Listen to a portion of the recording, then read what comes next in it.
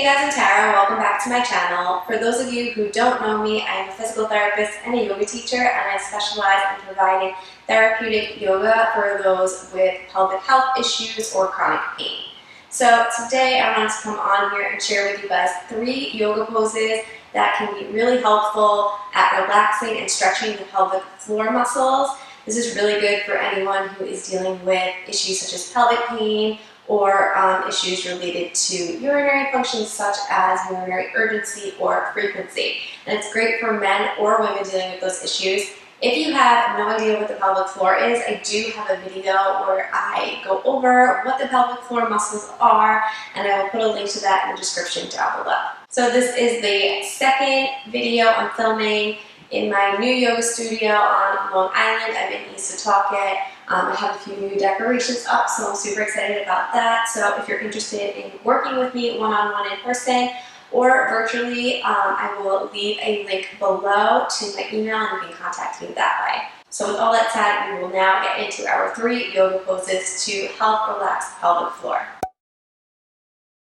So I just want to explain a really brief amount of anatomy just so you understand why the first pose is good at relaxing the pelvic floor, because otherwise it would probably seem really, really simple. So basically the pelvic floor muscles make up a sling. So that sling can either be tightened or relaxed. When you want to relax the sling, you're going to internally rotate your hips. That's because some of the muscles that make up the pelvic floor in the deeper layer are external rotators, meaning when they activate and shorten, they turn your hip out. So if you internally rotate, then you can relax the pelvic floor and relax the sling. So this is pretty much safe for everyone, unless if you had a hip replacement. Depending what type of hip replacement you had, sometimes they don't want you internally rotating your hips, so that's the only thing that maybe then you wouldn't want to do this pose. Otherwise, assuming it feels good, then you can do it. So with all of these poses, they should all feel good and none of them should be causing pain. If they do cause pain, I will offer modifications, so then take the modified variation. If the modified variation still feels uncomfortable, then just hold off on the pose. So you're going to lay on your back. So you have your knees bent and your feet are planted on the floor. You're going to separate your feet a little bit further than hip width apart, and then from there, all you're going to do is drop your knees in toward each other. Make sure your upper body is in good alignment, so it's nice to kind of tuck under your shoulders and reset this way. And you can kind of adjust how you need, so if you want to bring the feet further out to the edges of your mat, you can, and you just let the knees fall toward each other.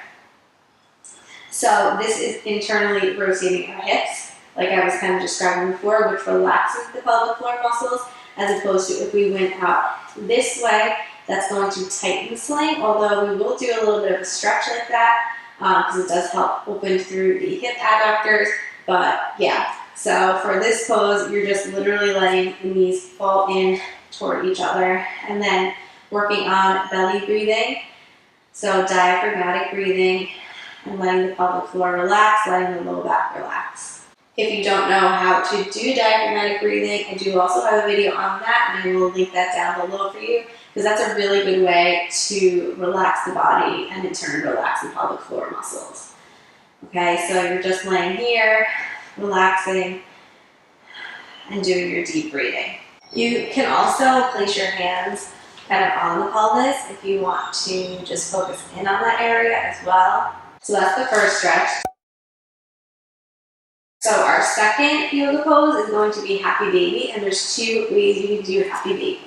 So stage 1, you're going to hold on to your inner ankles, okay, and you let your knees fall out to the side, and you just breathe here. And with all these poses, you're thinking of relaxing the pelvic floor. So stage 1, if you have really tight hips, this might be a better place for you to stay.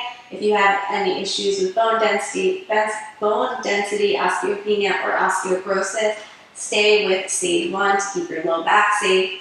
Otherwise, if you want more of a stretch, you're going to hold on to your outer feet with your hands, and you're going to be pulling the feet down, and you're thinking about pulling the knees down toward your armpits, and then you'll be in full Happy Baby. What you want to make sure is that your low back or your sacrum is not lifting up off the mat, that you're keeping your spine nice and long. Okay? If you have to be all crunched up and lift your sacrum up to get into this pose, then stay with stage 1. Okay, so you're just holding here. And it's a gentle pull. You don't want to be like cranking on the hips. And breathing here and relaxing.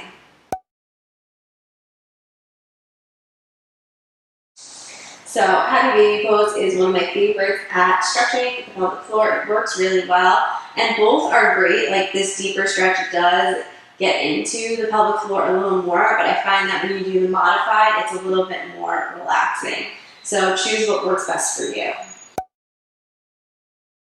So I know the neck stretch, if you know anatomy, you'll realize that we are externally rotating our hips. So I know we were talking about the sling before and how it relaxes when we internally rotate, but there are a lot of structures or a lot of different muscles that attach into the pelvis that can be related to pelvic floor muscle tightness. So when we externally rotate, we are stretching different muscles that could be related to pelvic pain, and it gets it's nice to get into the hip adductors, the inner thighs, which really attach right into the pubic bone. So this stretch I still find is very beneficial for many people. So our last stretch is going to be a supine butterfly stretch. In yogi terms, we call this Supta Baddha Konasana, if you're interested in that. So basically you're going to have both knees bent, your feet on the floor, and your feet are going to be together, and you just let your knees fall out to the sides, okay? I find that this is a better way to relax the pelvic floor than sitting up and doing this stretch, but you can also do this stretch in sitting. Again, make sure you tuck under your shoulders to keep the chest open, and you're just really relaxing and letting the knees fall out to the side. If you feel like you're really tight and restricted here, you can either take yoga blocks or pull up pillows and just place them kind of underneath your knees, so you're a little more supported here, and then you can relax. So both variations are good, and you know some days you might be wanting more of a stretch and you don't want the blocks. Other days you're feeling like you just need more of a rest and relaxation, and maybe you want to use the blocks. So it's really, you know, your body needs different things on different days. So really listening to your body is so important. So with each of those stretches, and you can hold them really like as long as you feel comfortable with it. If you're doing like full happy baby, that might get intense for the lower back or the hips if you're holding for too long. But for the other poses, if you want to even hold for like a minute and a half, you can. But when you do your stretches, you do want to make sure you're holding for at least 30 seconds, because if you do less than 30 seconds, you're really not going to change the length of the muscle that you're trying to stretch. So go what feels good for you. If you really want a time frame, then go with 30 seconds 3 times. So that's all I have for you guys today. If you're looking for a full yoga flow that works on relaxing the pelvic floor, I do have a video here on YouTube that is designed for pelvic pain, and a lot of what we do in that flow is working on stretching and relaxing. So I'll put a link to that down below for you guys. But that's all I have for today. If you guys are not already subscribed to my channel, please hit that subscribe button right below me, and I'll see you guys in my next video. Bye guys.